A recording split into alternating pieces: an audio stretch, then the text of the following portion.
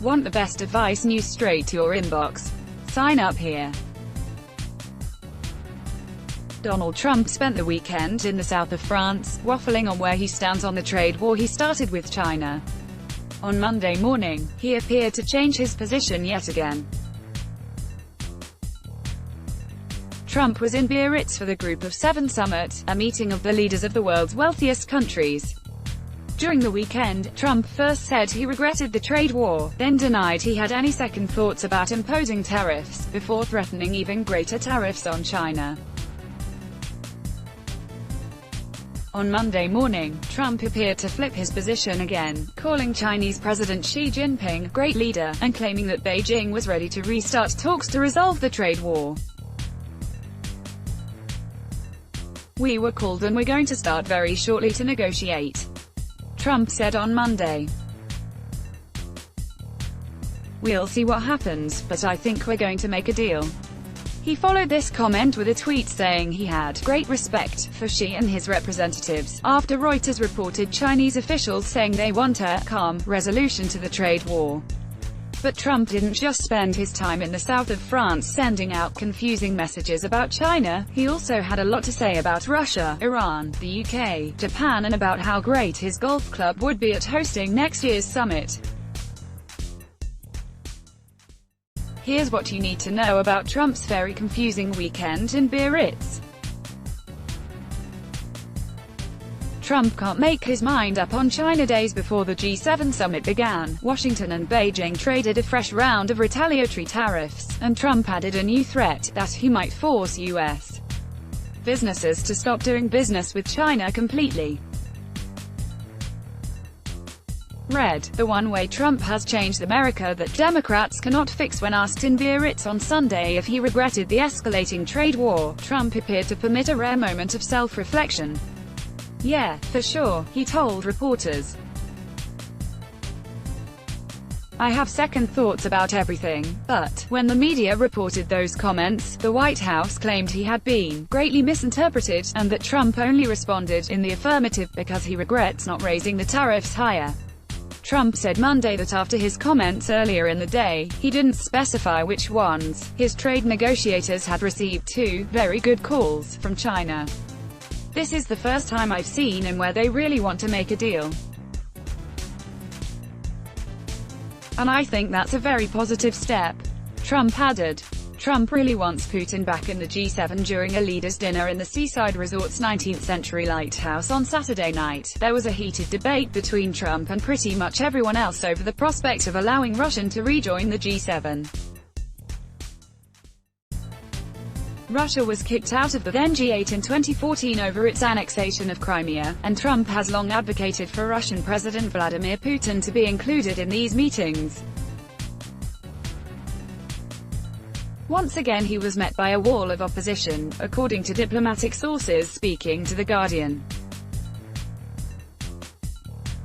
Read, Mexico is tired of Trump's Remain in Mexico policy, and finally doing something about it. While Trump did receive some support from Italy's outgoing Giuseppe Conte, and Japan's Shinzo Abe remained neutral, there was strong opposition to the proposal from the UK's Boris Johnson, Germany's Angela Merkel, Canada's Justin Trudeau, EU Council President Donald Tusk, and the French President, Emmanuel Macron. It became a bit tense, to say the least, one European diplomat told the paper. Most of the other leaders insisted on this being a family, a club, a community of liberal democracies, and for that reason, they said you cannot allow President Putin, who does not represent that, back in.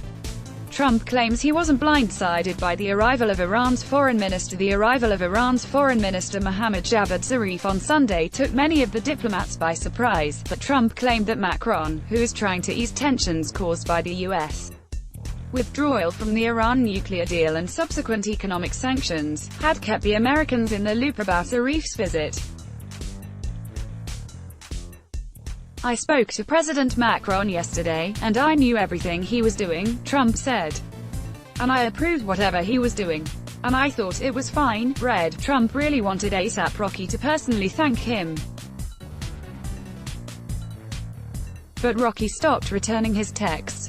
Neither Trump nor any U.S. officials took part in the surprise talks, and Trump told reporters he didn't want to meet Zarif right now.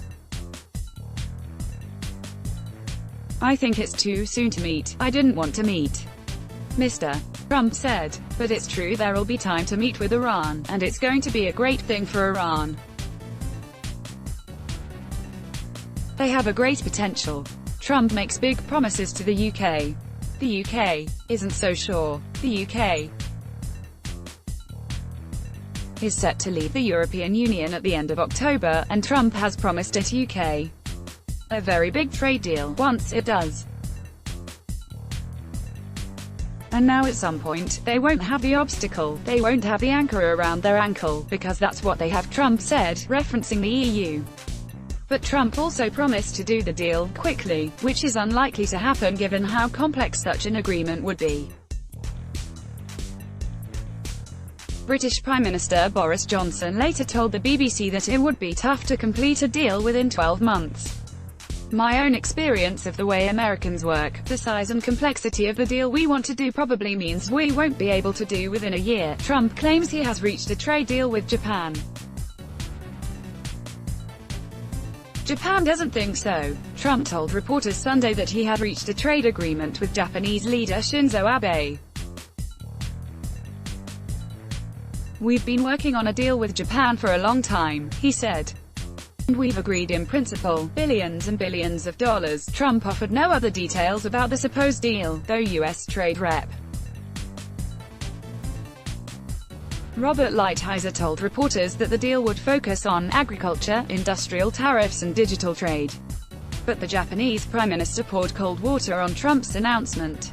"We still have some remaining work that has to be done at the working level," Abe said. A trade deal of this size would likely also require congressional approval.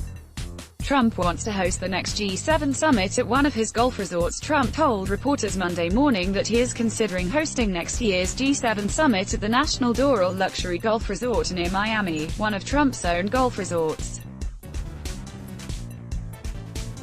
"It's a great place," Trump told reporters during a meeting with Chancellor Angela Merkel of Germany.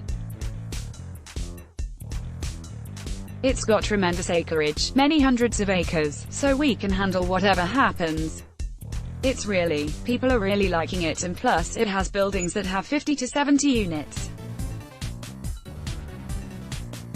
And so each delegation can have its own building." The U.S. is due to host the G7 summit in 2020 as part of the normal rotation among member nations. But the prospect of him using one of his own resorts to host a high-profile international summit is already drawing criticism from those who accuse Trump of cashing in on his presidency.